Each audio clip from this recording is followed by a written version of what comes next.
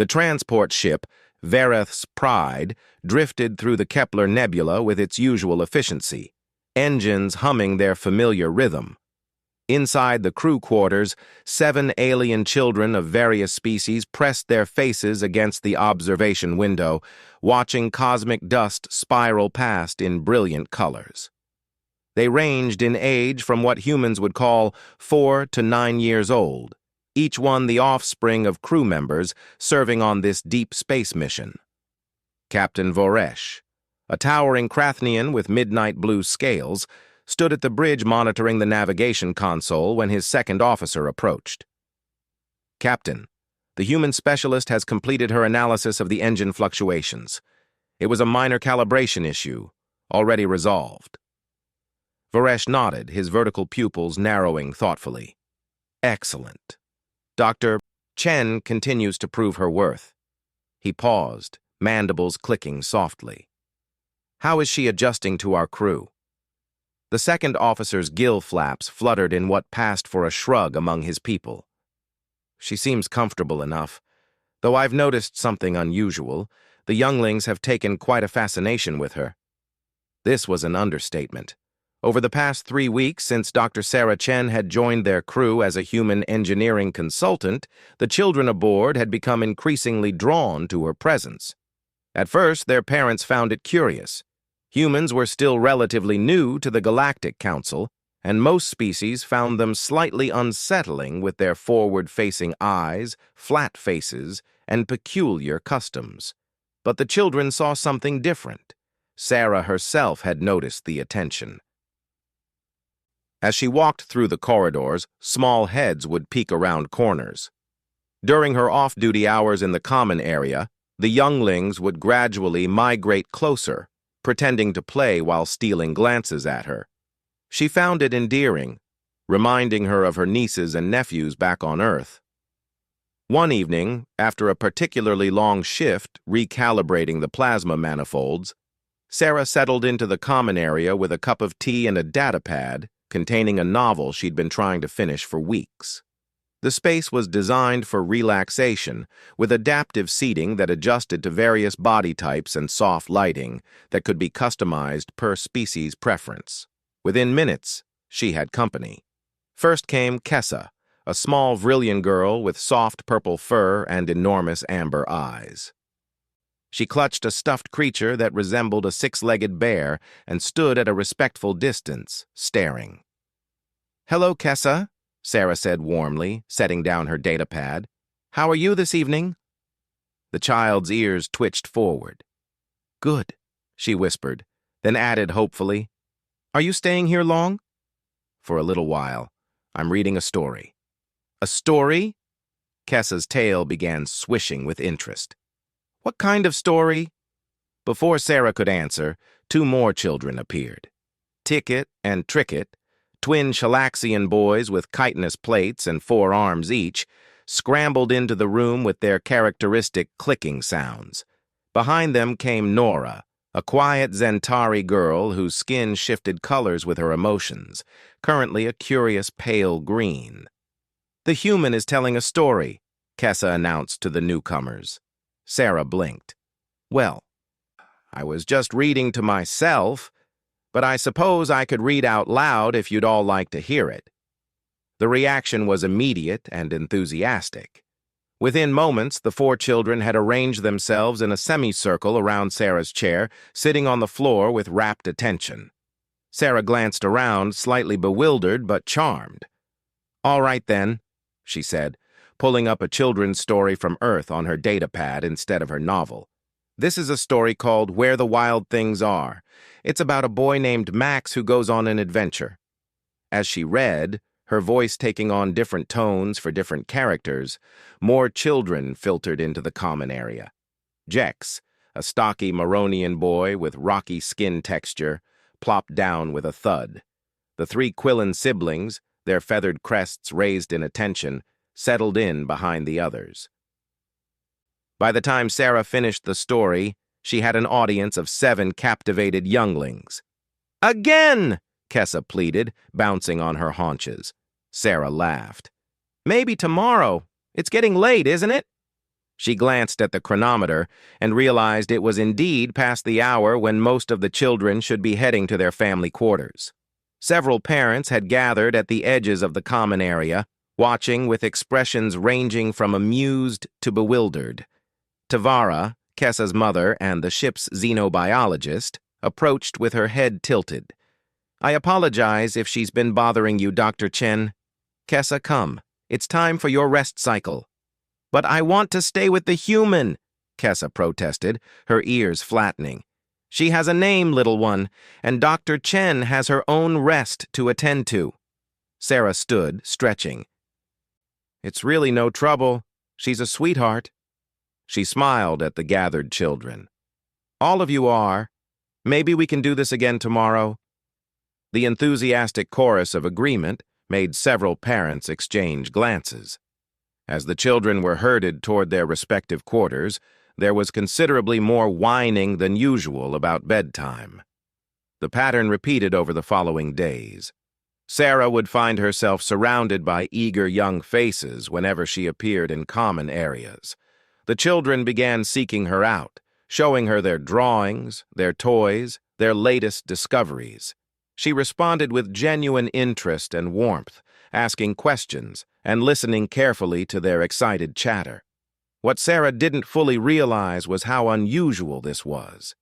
The children aboard Vereth's Pride got along well enough, but they typically segregated by species during social activities, guided by the comfort of familiar biology and customs. They'd never before gathered as a united group around any single adult outside of mandatory educational sessions. Dr. Illith, the ship's cultural specialist, and an elderly Tricorian with wisdom reflecting in his multifaceted eyes, observed the phenomenon with scientific interest. He began keeping notes. "The human female exhibits no special biological attractants that our scanners can detect," he recorded in his log. "Yet the juveniles demonstrate unprecedented cross-species bonding in her presence. They compete for her attention, but not with the aggression typical of resource competition. Instead, they seem to seek proximity and interaction." Most fascinating. The situation reached a new level on the night of the Verath's traditional storytelling ceremony. Once each voyage cycle, the crew gathered for an evening of shared cultural tales, where different species would present stories from their homeworlds. It was meant to be a bonding experience, though in practice the children usually grew restless and bored, not understanding the complex narratives designed for adult audiences. This cycle, Sarah had been asked to present a human story. She'd chosen carefully, selecting a tale she thought would translate well across cultural boundaries. As the crew assembled in the main gathering hall, the children automatically clustered near where Sarah would sit. Captain Voresh noticed this arrangement and felt his protective instincts stir. "Perhaps the younglings should sit with their parents for this formal occasion," he suggested. The response was a chorus of disappointed sounds that transcended species. Kessa's ears drooped, the Quillen siblings' crests flattened. Even stoic little Nora's skin flashed a sorrowful gray. Sarah, sensing the tension, intervened gently. "If it's acceptable, Captain, they're welcome to sit near me. I promise to keep them well behaved." Voresh's mandibles clicked in what might have been a sigh. "Very well." The children immediately brightened, arranging themselves around Sarah's designated spot with an efficiency that suggested they'd been planning this. Parents settled into their own seats, many looking amused. When Sarah's turn came, she moved to the storytelling platform with her small entourage following. They sat at her feet as she remained standing, their eyes fixed upward. "On Earth," Sarah began, her voice carrying through the hall, "we have many stories about the stars. Long before we could travel among them, we looked up and wondered. This is one of those ancient stories." She told them about Prometheus, the titan who stole fire from the gods to give to humanity. She spoke of his punishment and his defiance, of the hope that remained even in darkness. But she adapted it, made it gentler for young ears while keeping the core of determination and sacrifice that defined the tale. The children were mesmerized. But more surprisingly, so were many of the adults. Sarah's style of storytelling was different from what they were accustomed to.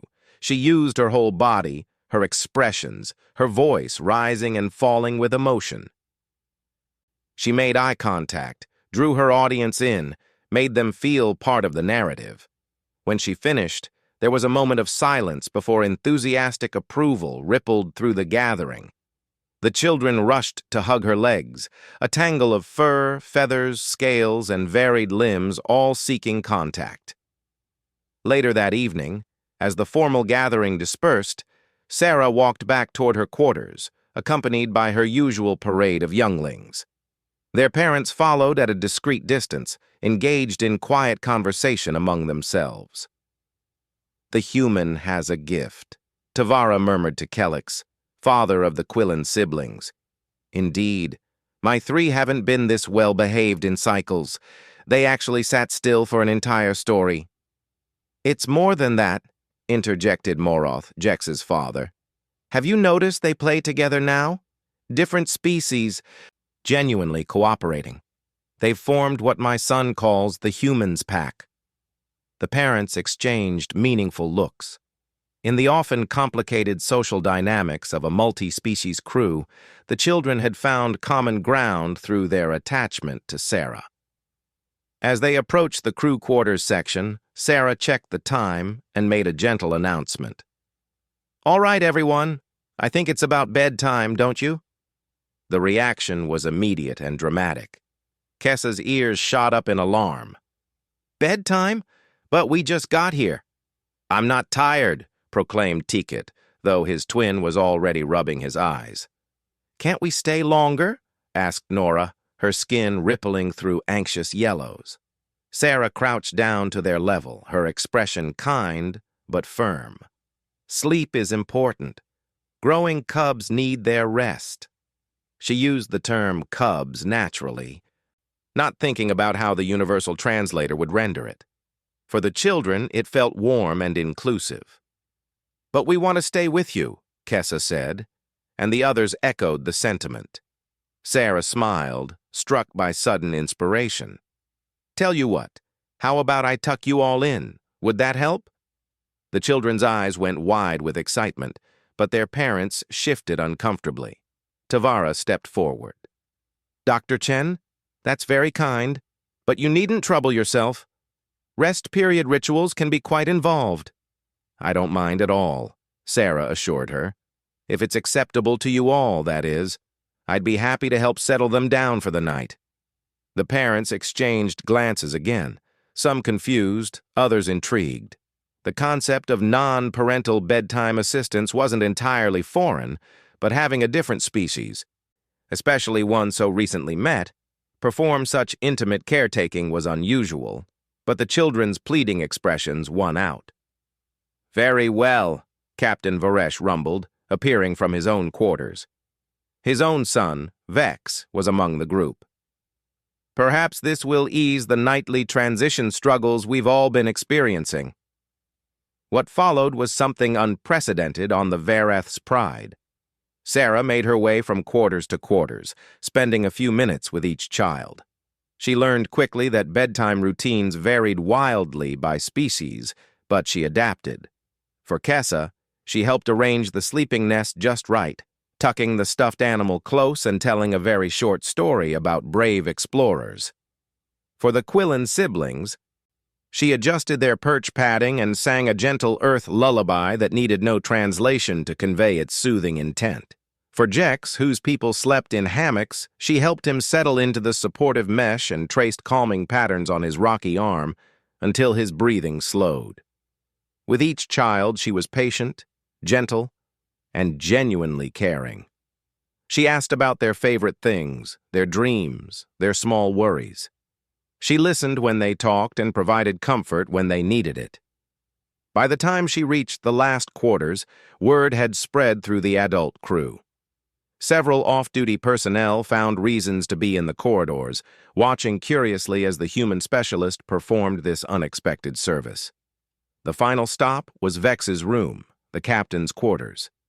Voresh stood in the doorway, his imposing frame backlit by the soft internal lighting. His son, smaller but with the same midnight blue scales, bounced excitedly on his sleeping platform. "The human came. Papa, she came." "I see that, little one." Voresh stepped aside, allowing Sarah to enter. His quarters were larger than others, decorated with items from his homeworld. Vex's sleeping area was in a separate alcove, designed for a growing Krathnian. Sarah approached the sleeping platform, aware of the captain's scrutinizing gaze. "Ready for sleep, Vex?" "Will you tell me about Earth?" he asked eagerly. "Papa says humans come from a dangerous world." Sarah glanced at Voresh, who had the grace to look slightly embarrassed. "It can be dangerous," she acknowledged, settling on the edge of the platform. "But it's also very beautiful. We have vast oceans and tall mountains, forests that stretch forever, and deserts that shimmer in the heat." "Are there monsters?" Vex asked, eyes wide. "Some creatures that might seem monstrous if you don't understand them. But mostly they're just animals trying to survive like everyone else." She adjusted his sleeping cover, a thermal blanket suited to Krathnian biology. "The scariest things on Earth aren't the animals, though." "What are they?" "Loneliness, cruelty, giving up hope." She tapped his snout gently. "But you know what's stronger than all of those? Kindness, friendship, people caring for each other even when they're different." Vex considered this seriously. Then he suddenly lunged forward, wrapping his small arms around Sarah's neck in an embrace that was startlingly strong. She hugged him back carefully, mindful of his scales. "Thank you for the stories," he whispered. "You're very welcome, brave explorer. Now sleep well." As she stood to leave, Voresh walked her to the door. In the corridor, he spoke quietly. My son hasn't settled that easily in many cycles. He misses his mother. She serves on a different vessel. I'm sorry. That must be hard for both of you. Such is the reality of deep space service." He paused, then added, "You have a talent with the young ones. It's quite remarkable." Sarah shrugged, suddenly feeling self-conscious. "I just treat them like I would any children, with respect and care." "Perhaps that's rarer than you realize, even among their own kind." He tilted his head, studying her. "There's a human concept I've been researching since you arrived. Babysitter, I believe it's called." Sarah laughed. "Yes, that's someone who cares for children when their parents are busy. Would you be willing to formalize such an arrangement? The crew would compensate you, of course, and it would free up several parents for duties that have been neglected during the difficult transition period the younglings have been experiencing." "I'd be happy to help," Sarah said without hesitation, "though I'd need to work around my engineering duties. Naturally, we can coordinate schedules." Voresh's mandibles clicked in what she'd learned was satisfaction. "This will be most beneficial." What neither of them anticipated was how the arrangement would evolve. Over the following weeks, Sarah's role expanded naturally. The children began coming to her with their problems, their questions, their fears and excitements. She became a constant in their lives, a source of stability and comfort. The dynamics of the entire crew began to shift. Parents found they could focus better on their duties, knowing their children were not just supervised, but genuinely cared for. The children themselves became more cooperative, more confident, more willing to try new things. Dr. Illith continued his observations with growing fascination. "The human has become what her species might call a pack leader for the juveniles," he recorded, "but it's more nuanced than simple dominance hierarchy. She's created a safe space for cross-species bonding through consistent care, clear boundaries, and genuine affection." The younglings have responded by forming what is essentially an artificial sibling group. The most striking evidence of this came during an unexpected crisis. The Vareth's Pride encountered a debris field from an old battle, and in the process of navigating through it, took minor damage to the hull. Nothing catastrophic, but enough to trigger alarms and cause a brief, frightening lurch as the artificial gravity momentarily fluctuated. The children, who had been in the common area with Sarah during their daily story time, immediately panicked. 7 young voices cried out in 7 different species-specific expressions of fear. They could have scattered, sought their parents, frozen in terror. Instead, they converged on Sarah. Within seconds, she was buried under a pile of frightened younglings, all seeking the comfort of her presence. She wrapped her arms around as many as she could reach, her voice cutting through their panic with calm authority. "I've got you. You're safe. Everyone take a deep breath with me. In through your noses, out through your mouths, or beaks, or vents. However you breathe, do it slowly with me." She breathed deliberately, exaggerating the motion. The children pressed against her, felt the rise and fall of her chest, and instinctively matched it. Their panic began to subside. "That's it. Good job. You're all being so brave. The ship is fine. Captain Varesh and his crew are taking care of us. Everything is okay." By the time worried parents arrived, prepared to comfort their terrified offspring, they found a calm scene. Sarah sat on the floor, surrounded by children who were still pressed close but no longer panicking. She was pointing out the window, showing them how the ship was already moving smoothly again, turning the scary moment into a teaching opportunity. Tavara stopped in the doorway, her throat pouch swelling with emotion. "She kept them calm," she murmured to the other parents. "In a crisis, they went to her first." It was a profound realization. Trust, once given by the young, was perhaps the purest form of acceptance. That night, as Sarah prepared for her own rest cycle, she reflected on how much her life had changed since joining this crew. She'd expected to be an outsider, valued for her skills, but separate from the social fabric of the ship. Instead, she'd found herself woven into it in the most unexpected way. A soft chime at her door interrupted her thoughts. She opened it to find Captain Varesh standing in the corridor, looking uncharacteristically uncertain. "Captain, is everything all right?" "Yes. I simply wish to speak with you about today's incident." He entered when she gestured, his large frame making her modest quarters seem smaller. "Your handling of the situation was exemplary. You kept the younglings safe and calm. They're good kids. They just needed reassurance. It's more than that, Dr. Chen. You've achieved something I didn't think possible." He paused, choosing his words carefully. "Multi-species crews always face challenges. We're professional, cooperative, but there are always underlying tensions. Different biologies, different instincts, different cultural frameworks. We manage it, but unity is often elusive." "The children don't seem to have that problem anymore," Sarah observed. "Precisely, because you've given them something to unite around.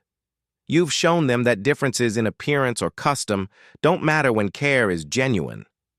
His eyes met hers.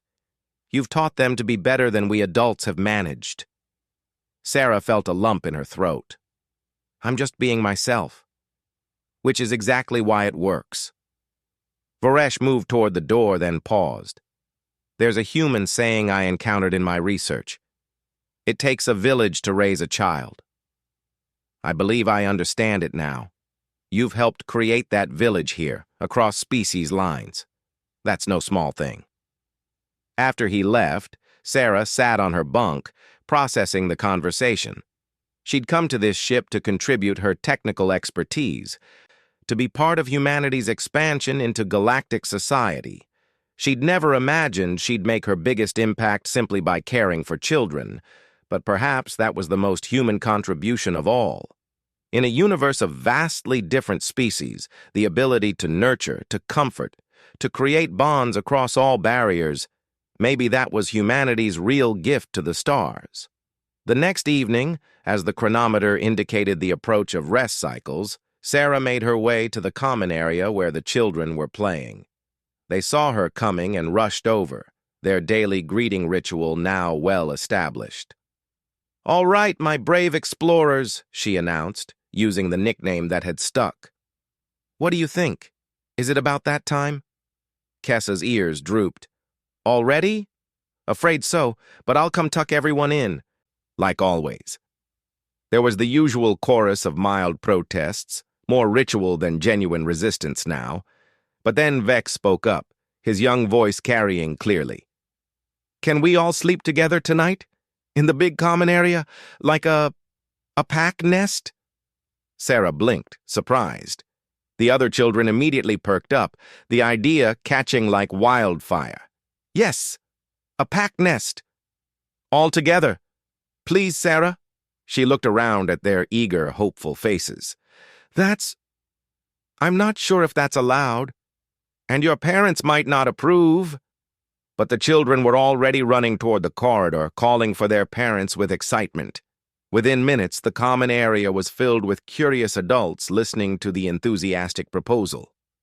"It's a tradition on Earth," Vex explained, slightly mangling the concept. A sleepover." Sarah had to smile despite her uncertainty. "It's true, human children sometimes sleep at their friends' houses as a social activity, but I'm not sure how it would work with different species' needs." The parents looked at each other. Finally, Tavara spoke. "The environmental controls in the common area are adaptable. We could configure different zones for different temperature and atmospheric needs. And having them all in one place would actually make monitoring easier." "It's highly irregular," Voresh noted, but his mandibles were clicking in amusement. "However, if all parents consent, and Dr. Chen is willing to supervise, I see no practical objection." The children erupted in celebration. What followed was a chaotic but joyful hour of preparation. Sleeping nests, hammocks, perches, and platforms were assembled in the common area. Environmental zones were calibrated. Parents brought favorite comfort items and reminded their offspring of proper behavior. Through it all, the children buzzed with excitement, helping each other set up sleeping spaces and chattering about what stories Sarah might tell. The cross-species cooperation was seamless, natural, as if they'd been doing this forever. When everything was finally ready and the lights were dimmed to a soft glow, Sarah found herself seated in the center of the common area, surrounded by 7 young beings in their various sleeping configurations. They looked at her expectantly. "This is special," she told them quietly. "Do you all understand how special this is? You're all different species, from different worlds, with different ways of doing things. But here you are together because you chose to be. We're the humans pack," Kessa said proudly, and the others voiced agreement in their various ways. Sarah's eyes stung slightly. "You're not my pack," she corrected gently. "You're your own pack, your friends, and that's even better." She told them a story then, one about the first time humans reached into space, about the courage it took to leave home and venture into the unknown. She talked about how scary it was, but also how wonderful, to discover that the universe was full of other beings who could become friends. Her voice grew softer as the story progressed, one by one noticing young eyes closing, breathing slowing, small bodies relaxing into sleep. The Quillen siblings were first, nestled together in their perch, then Jex, snoring softly in his hammock. Kessa fought sleep the longest, her amber eyes blinking heavily, until finally they closed and stayed closed. When Sarah was certain they were all asleep, she carefully stood, intending to retreat to her own quarters. But a small hand, or rather a small set of claws, reached out and gently grasped her leg. She looked down to see Nora, who she'd thought was asleep, her skin a contented blue in the dim light. "Stay," the Zentari girl whispered. "Please?"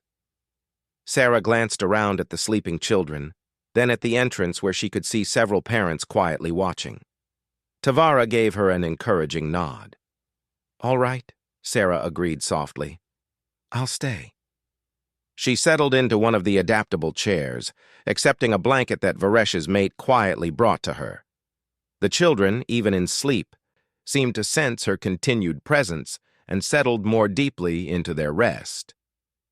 From his position in the doorway, Dr. Illith watched and recorded his final observations of the phenomenon. Conclusion. Humans possess an apparently innate ability to foster cross-species bonds through caregiving behaviors. The juveniles have demonstrated that species differences become secondary when genuine care and acceptance are consistently provided. This has implications not just for family structures, but for galactic cooperation as a whole. Perhaps humans will be remembered not for their technology or their military capabilities, but for their capacity to create family where none existed before. End log. As the night cycle deepened and the ship hummed through the void, Sarah watched over her sleeping charges. 7 different species, 7 different worlds, united in trust and affection. Tomorrow they would wake, play, learn, and probably test her patience in a dozen small ways. But tonight, they slept peacefully, secure in the knowledge that someone cared for them. And that, Sarah reflected, was perhaps the most important thing anyone could offer. In the morning, when the children woke to find Sarah still there, having kept watch through the night, they understood something fundamental about humans that no amount of diplomatic briefings could have taught them. Humans, they learned, kept their promises. Humans protected their pack, and once you were part of that pack, species didn't matter. Word of the successful sleepover spread through the ship and eventually through fleet communications to other vessels. It became something of a minor legend. The human specialist, who had united the fractious younglings of Vareth's pride through simple acts of caring. But for Sarah and her brave explorers, it was just the beginning of their adventures together, navigating the stars and proving that family wasn't about where you came from, but who you chose to care for. And every night when Sarah said bedtime, there was still a competition. But now it wasn't about who got closest to her. It was about who could settle fastest and sleep soundest, secure in the knowledge that they were safe, they were loved, and they belonged to something bigger than themselves. They belonged to each other, and that made all the difference.